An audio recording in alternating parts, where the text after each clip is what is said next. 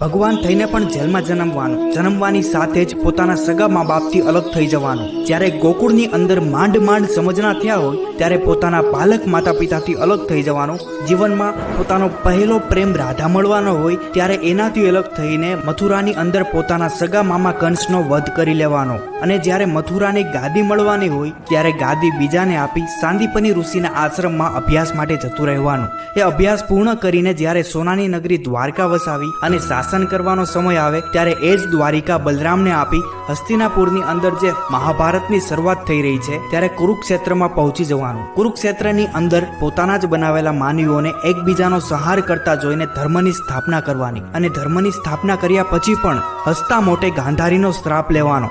અને શ્રાપ લીધા પછી પોતાના જ યાદવોનો એકબીજાનો વિનાશ કરતા જોવાનો. અને છેવટે પોતે ભગવાન હોવા છતાં પણ એક પારધીના તીરથી સામાન્ય માણસની જેમ મૃત્યુને પ્રાપ્ત કરવાનું. અને પોતાનું શરીર છોડીને જગતના હૃદયમાં અમર બનીને રહેવાનો.